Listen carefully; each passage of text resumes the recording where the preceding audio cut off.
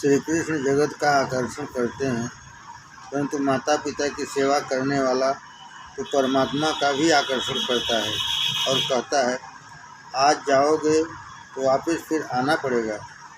प्रभु तो भक्त के अधीन है। पुंडरीक ने प्रभु को खड़े रहने के लिए एक ईंट दे दी थी। भगवान ईंट के ऊपर खड़े रहे और पुंडरीक की प्रतीक्षा करते रहे। पुंडरीक ने माता पिता की सेवा छोड़ी नहीं। प्रतीक्षा करते हुए खड़े रहने से भगवान को थकान हुई तो कमर पर हाथ रखना पड़ा। आज भी पंढरपुर में पांडुरंग भगवान कमर पर हाथ रखे हुए ईंट पर खड़े हैं। यह महिमा माता पिता की सेवा की है। शास्त्रों में लिखा है कि मनुष्य देह बहुत दुर्लभ है, दुर्लभो मानुषो देहो।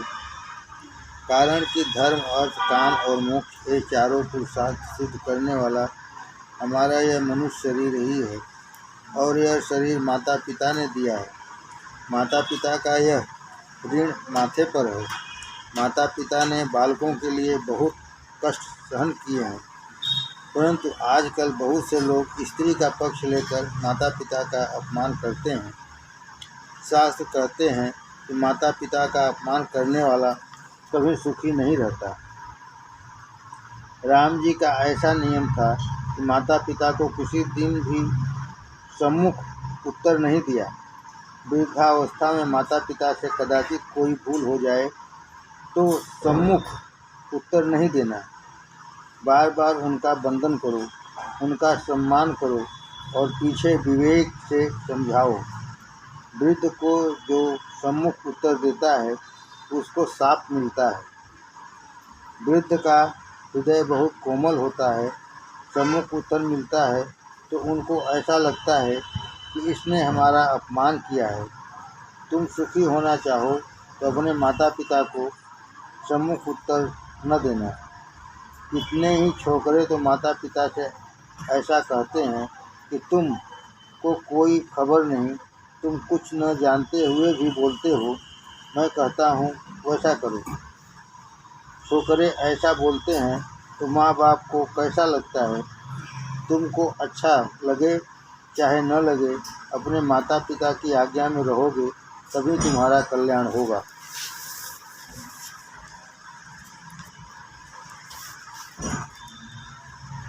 तुमको भला न लगने पर भी माता पिता की आज्ञा का पालन करो। तुमको भला न लगने पर भी माता पिता की आज्ञा का पालन करो। रामायण का यही आदर्श है। तुमको भला न लगे ऐसी आज्ञा भी तुम्हारे माता पिता करें तो भी तुम प्रभु के में विश्वास रखना, रामायण में विश्वास रखना। भली न लगने वाली आज्ञा का भी पालन करने पर तुम ईश्वर को अच्छे लगोगे। रामायण में लिखा है कि दशरथ महाराज ने कभी राम जी को यह नहीं कहा कि तुम वन में जाओ। दशरथ महाराज की जिह्वा कभी बोल नहीं सकी कि राम जी वन में जाएं। दशरथ जी ने स्पष्ट आज्ञा नहीं दी थी। यह तो कैकेयी ने कहा था कि तुम्हारे पिता की इच्छा है, आज्ञा है कि तुम वन में जाओ। तो राम जी बोले कि पिता की यदि ऐसी इच्छा है तो पिता की आज्ञा का पालन करना धर्म है। अहम ही वचनाद राज्यम पतेयमपि पावके भक्षेयम विसंतु तीक्ष्ण पतेयमपि चारणवे। पिता की आज्ञा से मैं अग्नि में अथवा समुद्र में कूद पड़ने को तैयार हूँ, जहर भी पीने को तैयार हूँ। राम जी माता पिता का बंधन करके वन में चले जाते हैं। थोड़ा विचार करो, कैकेयी ने राज भरत को भले ही दिया, परंतु राम जी को वनवास क्यों दिया? राम जी ने कोई अपराध नहीं किया था। रामायण में लिखा है, एक बार नहीं अनेक बार कैकेयी ने अपने मुख से कहा था कि श्री राम निरपराध हैं। राम जी ने कोई भूल नहीं की, तो भी कैकेयी ने राम जी को वनवास दिया। परंतु राम जी ने कैकेयी से एक बार भी नहीं पूछा कि आप मुझे वनवास क्यों देती हो।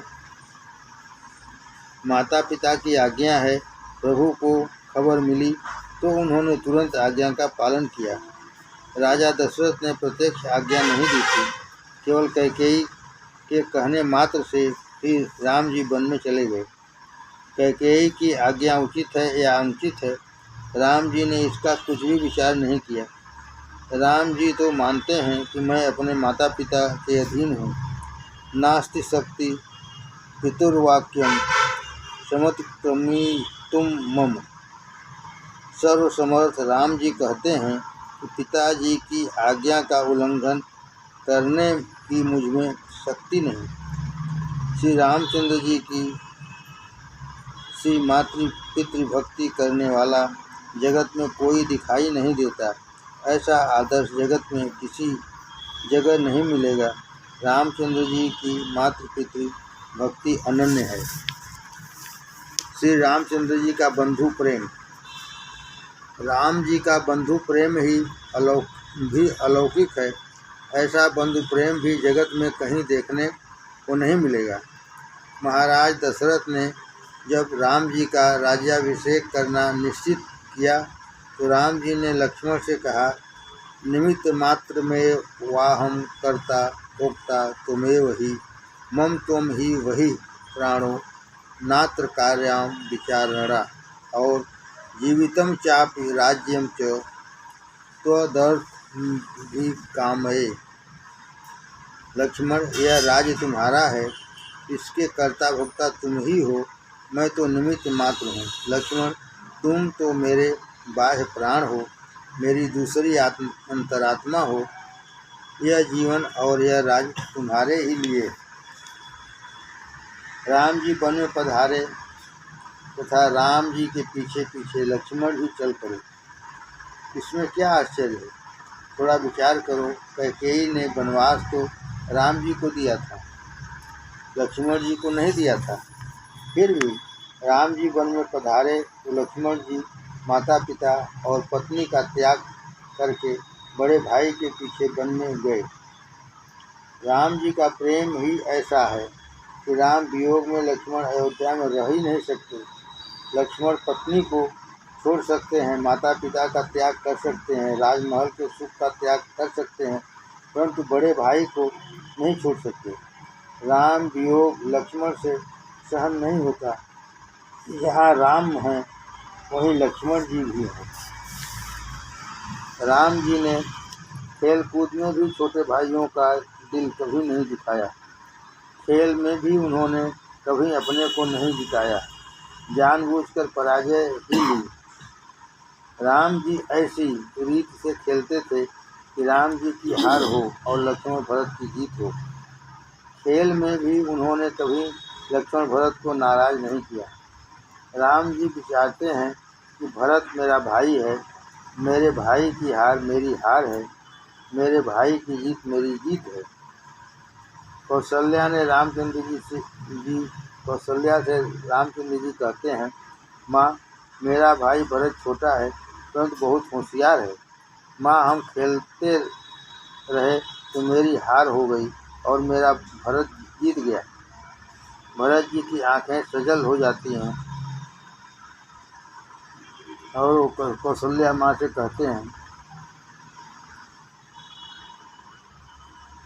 माँ, मेरे बड़े भाई का मेरे ऊपर बहुत प्यार है, इससे माँ ये जानबूझकर हार जाते हैं और मुझे जिता देते हैं।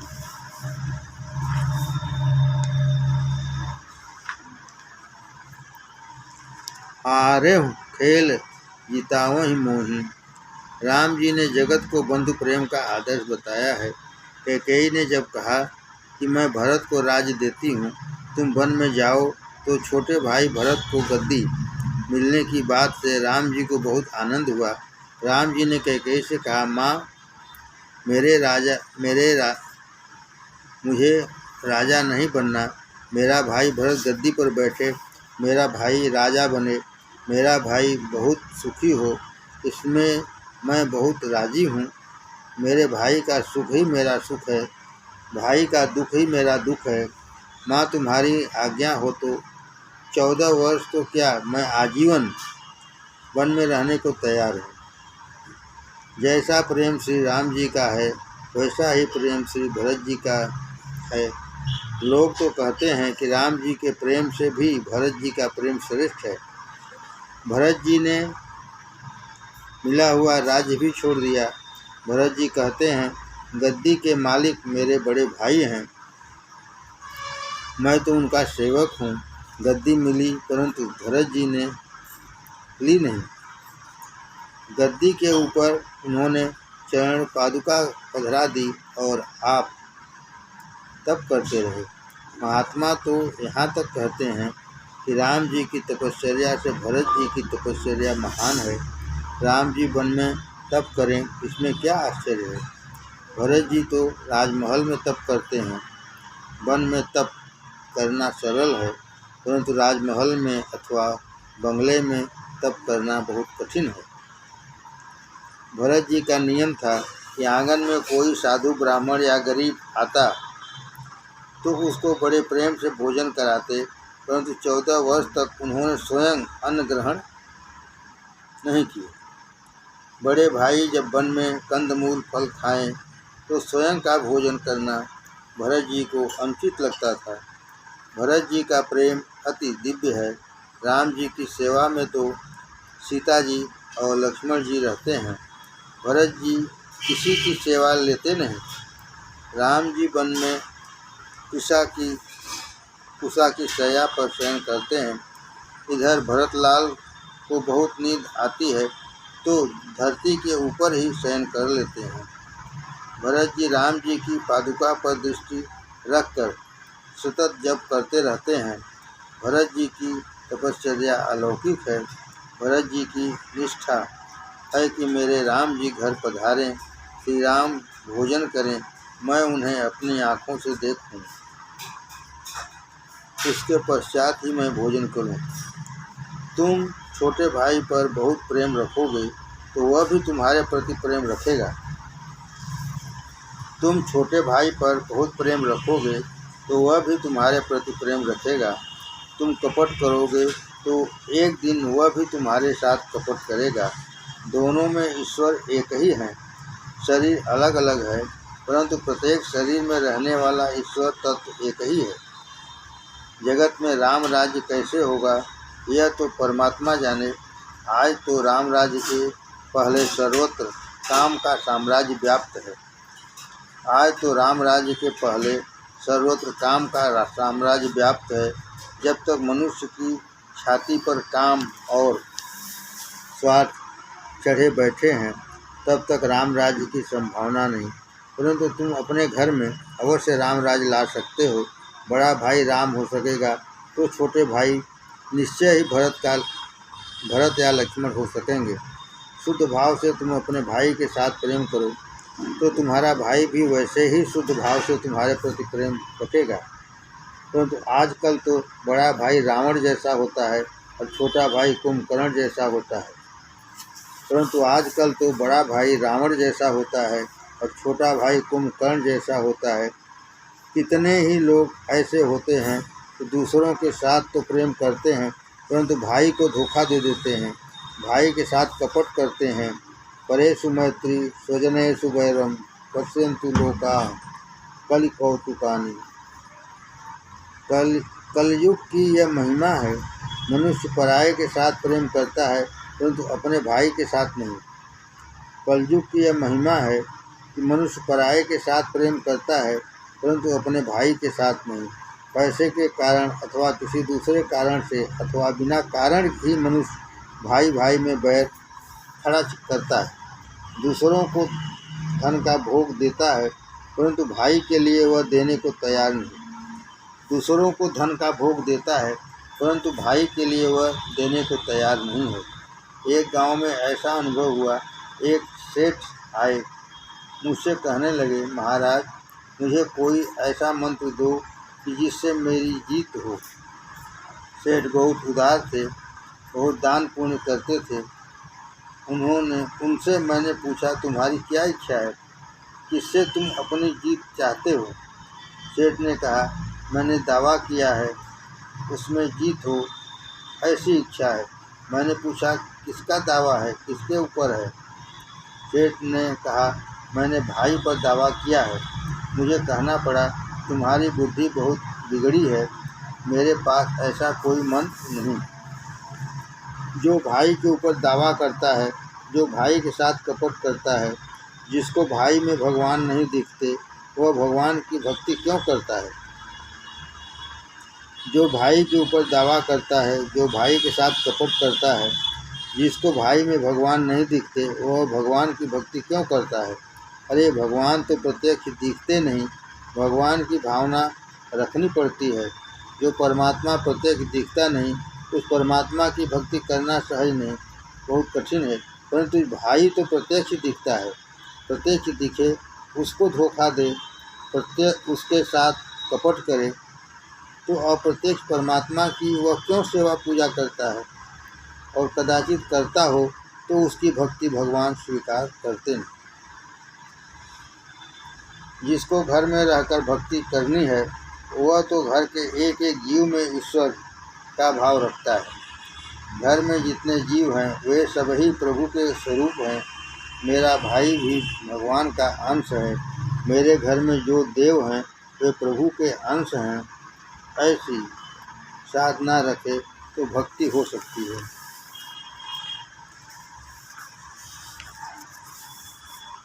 अपना सनातन धर्म तो यहाँ तक कहता है कि तेरे घर में भिखारी आवे तो उसमें भी तू भगवान का दर्शन कर, अतिथि देवो भव।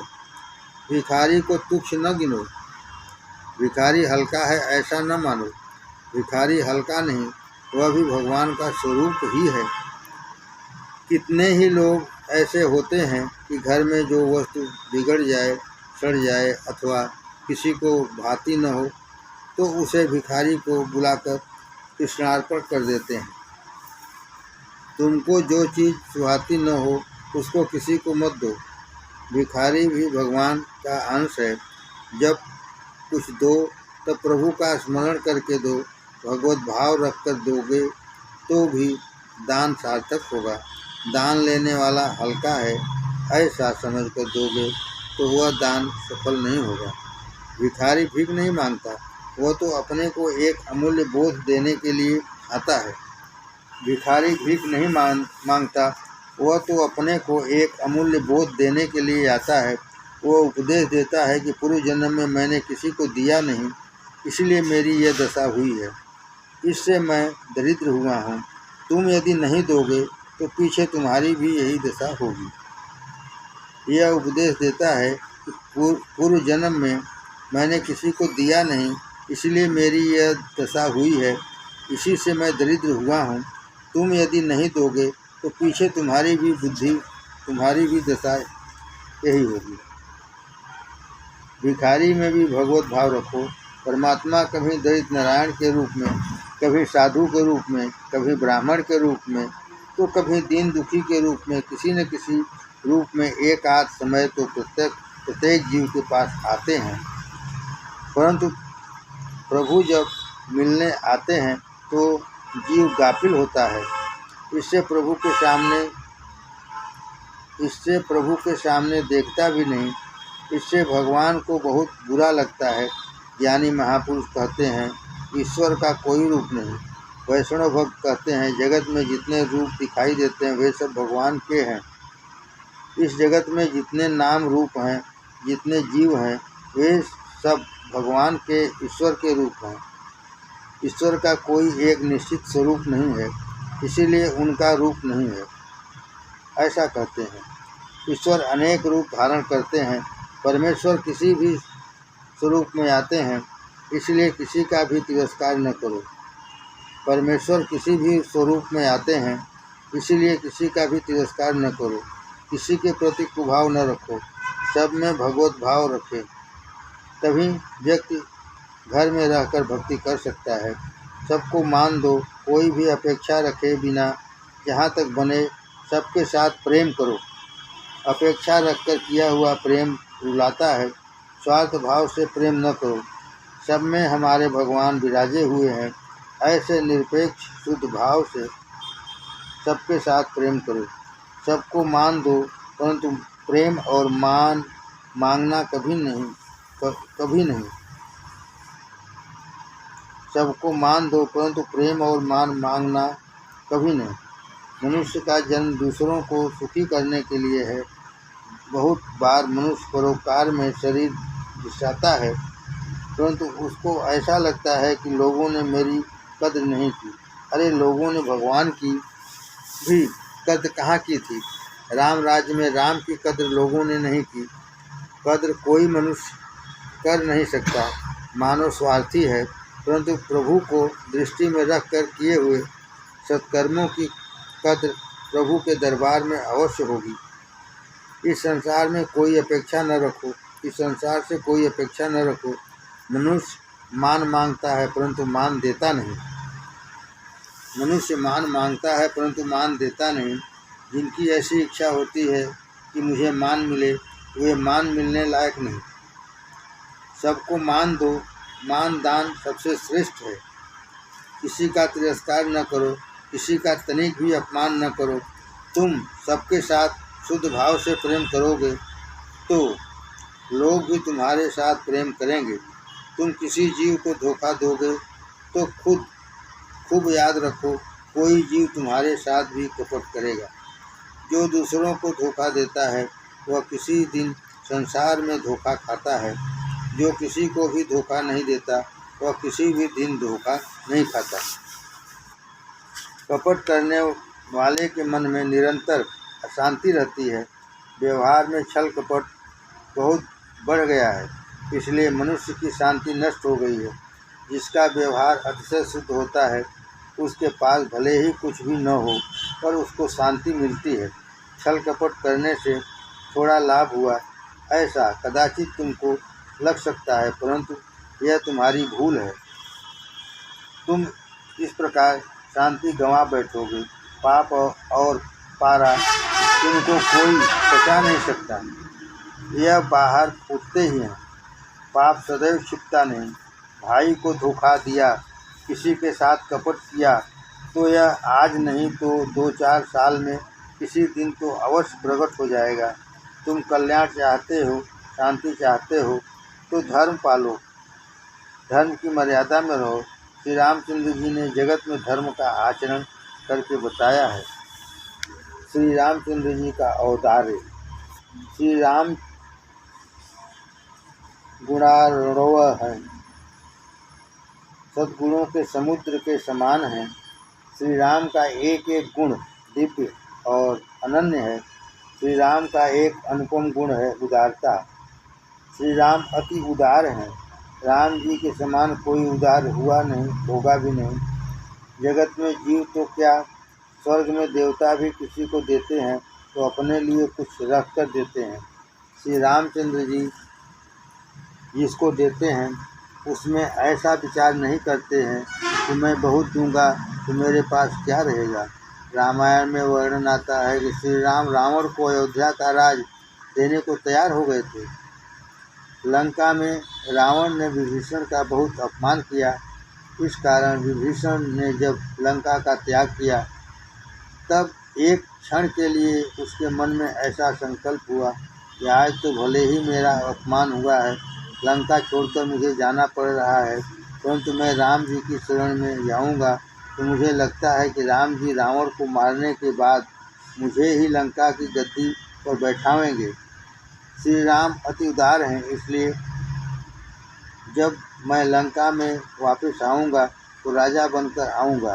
विभीषण राम जी की शरण में गए। श्री राम जी अंतर्यामी हैं। प्रभु विभीषण के अंतर की इच्छा जान गए। उन्होंने लक्ष्मण जी को आज्ञा दी कि समुद्र का जल मंगाओ। वहीं समुद्र के किनारे उन्होंने विभीषण का राज्याभिषेक कर दिया। सुग्रीव को यह सब सहन नहीं हुआ। सुग्रीव ने पीछे राम जी को उलाहना दिया कि महाराज आपका स्वभाव बहुत जल्दबाजी का है, जल्दबाजी काम बिगाड़ती है। मैं आपका सेवक हूँ, परंतु मैं सेनापति हूँ। युद्ध के समय राजा स्वतंत्र नहीं होता। युद्ध के समय राजा सेनापति के अधीन रहे। राजनीति ऐसा कहती है, मैं जो कहूँ वही किया जाना चाहिए। आप इस तरह बहुत जल्दीबाजी करोगे तो काम बिगड़ जाएगा।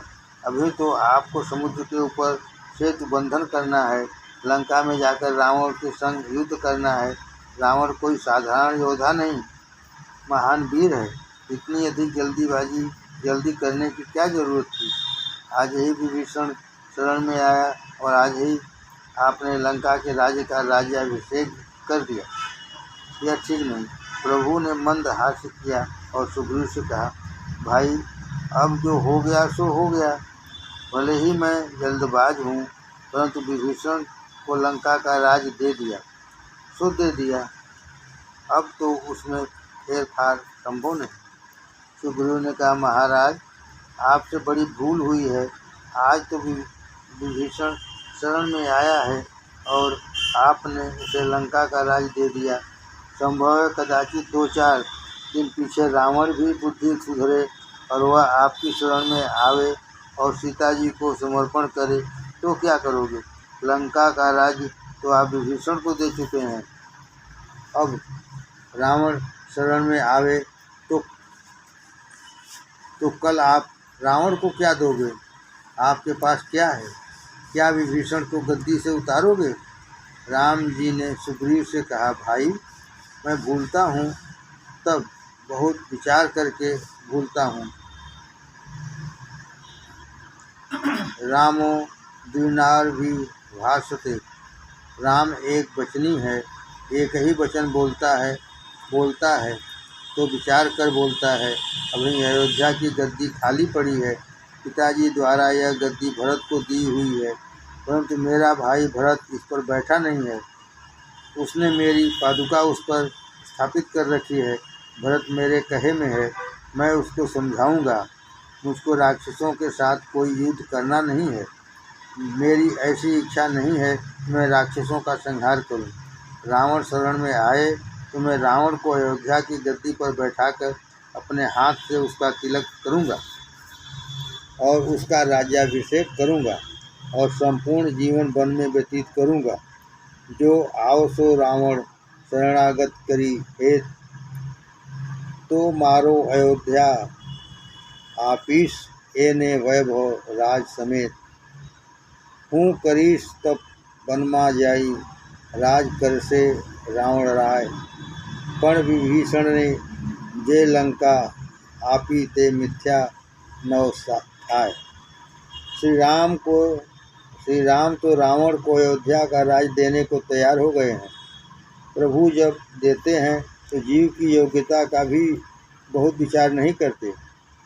अति उदार होने से भगवान राम बहुत देते हैं। राम जी जैसी उदारता जगत में कहीं भी नहीं है। तुलसीदास सब भात सकल सुख, जो चाहस मन मेरो। तो प्रभु राम काम सब पूरन, करहि कृपा निधि तेरो। श्री रामचंद्र जी का संयम। श्री रामचंद्र जी के 3 व्रत हैं। राम जी एक वचनी हैं, एक वाणी हैं, एक पत्नी व्रतधारी हैं। राम जी ने जिस तरह एक वचनी व्रत का पूर्ण रूप में पालन किया, उसी प्रकार एक पत्नी व्रत का भी संपूर्ण रूप में पालन किया है। शास्त्र में एक पत्नी व्रत की बहुत बड़ी महिमा लिखी है। जिस स्त्री के साथ अपना अथवा जिस पुरुष के साथ देव ब्राह्मण और अग्नि की साक्षी में विवाह हुआ हो, उस एक स्त्री में अथवा एक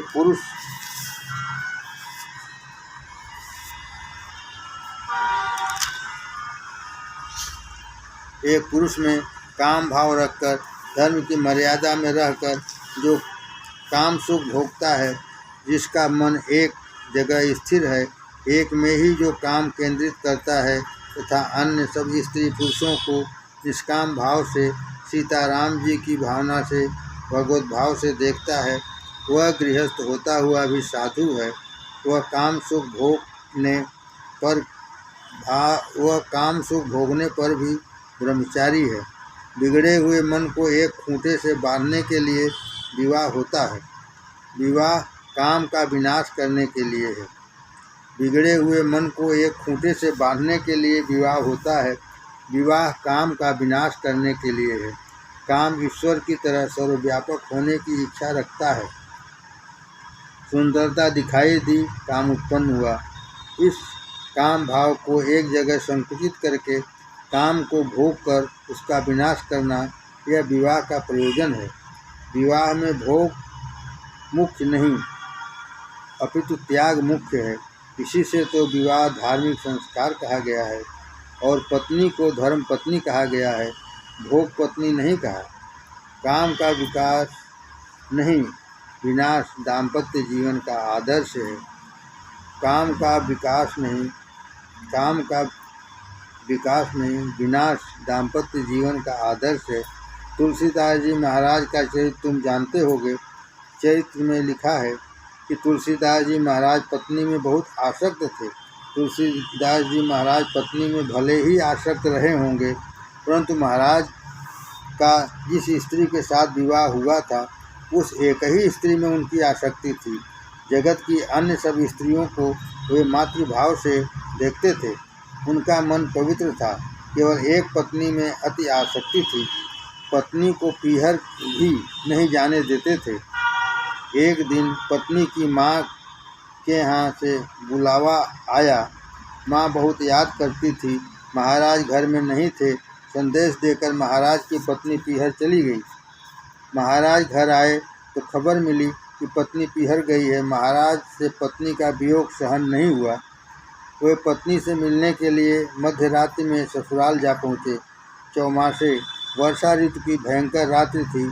नदी में बाढ़ आ रही थी। शव को लकड़ी समझकर उसके सहारे नदी पार की। ससुर के मकान के पास आए। मकान में प्रवेश करने के लिए पेड़ के ऊपर चढ़े। लटकते सर्प को डोरी समझ बैठे। उसके आधार से मकान में प्रवेश किया। वेदांत में रज्जु सर्प का दृष्टांत बहुत प्रसिद्ध है।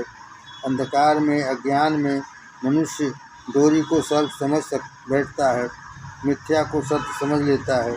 यहाँ तो अतिशय आसक्ति में तुलसीदास जी को सर्प में डोरी दिखी।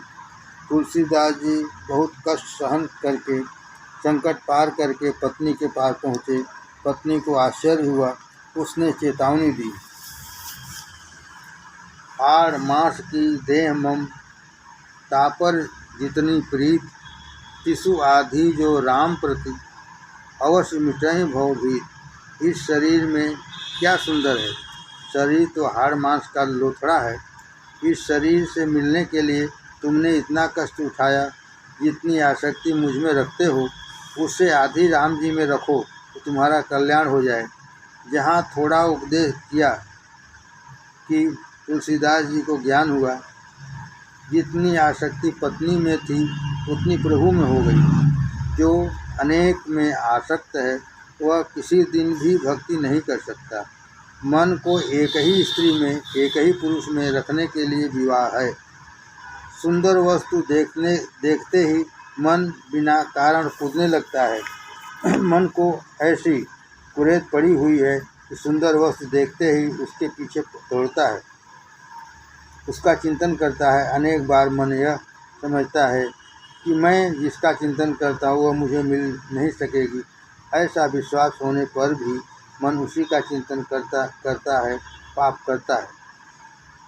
सनातन धर्म की यह मर्यादा है कि पुरुष बिना कारण किसी स्त्री को ताके नहीं और स्त्री पुरुष को देखे नहीं। आँख से भले ही कोई चीज़ दिख पड़े परंतु मन से किसी को न देखना।